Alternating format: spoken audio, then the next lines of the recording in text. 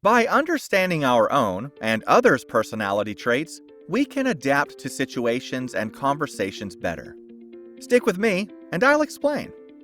Today, we're looking in depth at the Big 5 personality trait, openness. If you didn't catch our video explaining the Big 5 personality test, I suggest you do that before watching the rest of this video. The trait openness is more accurately called openness to experience. It describes to what degree a person likes the new and unconventional versus the tried and true. Even though Big 5 do not measure intelligence, a high score in this trait is somewhat connected to high IQ. This is because people with a high score in openness usually will enjoy intellectual stimuli and deep thought.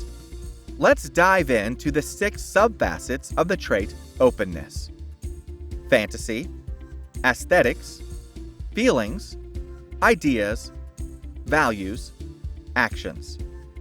First up is fantasy.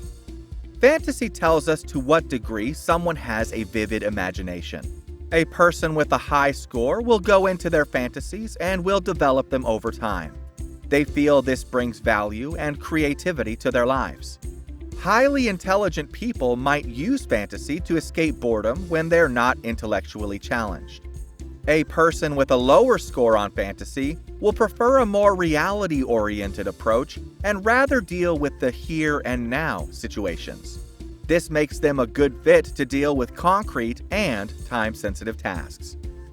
Next is aesthetics. A high score in aesthetics tells us that a person has an interest for some form of art. It could, for example, be design, poetry, architecture, or music.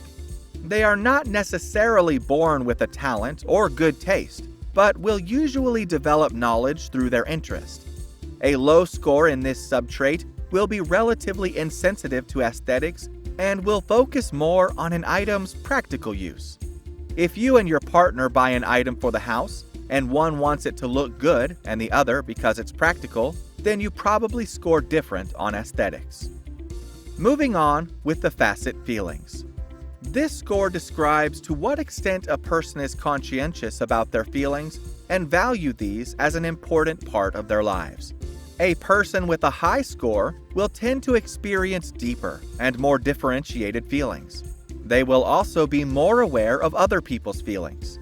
A person with a low score usually regards their feelings as less important and maybe even a nuisance. They would rather put their emotions away. If someone scores very low on this facet, a red flag could be that they don't process the necessary feelings after a traumatic event, but rather bottle up. Ideas is next on our list. A person with a high score on this trait will have an intellectual curiosity and an interest in abstract ideas and logical reasoning.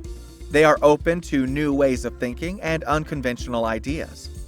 A low score on ideas will typically be less interested in theoretical problem solving and likes to put their efforts toward a more concrete and practical tasks. Values is the next facet to the trait openness. Values measures a person's willingness to reevaluate their own political, religious, or social values. People with a high score will tend to be more unconventional and curious about other people's opinions. They will ask questions to understand others' point of view better. They're also more likely to change their own values. People with a low score will come across as more traditional. They will lean toward the conventional set of values and have little interest in exploring or challenging these. A person with a low score on values will usually deal well with authorities. Last facet is actions. This trait tells us about a person's desire to try out new things and activities. While a person with a high score will enjoy variation and new experiences, a person with a low score will be happy with routines and the established well-known. Change does not come easy to a person with a low score on this trait. It will take some getting used to. Facts and good reasoning will help the process. So, to recap, the 6 sub-facets in the trait openness to experience are fantasy, aesthetics, feelings, ideas, values, actions. There are 4 other traits to go in depth on, so make sure you subscribe to our channel to learn about them all. And remember to smash that bell icon so you don't miss any of our personal development content.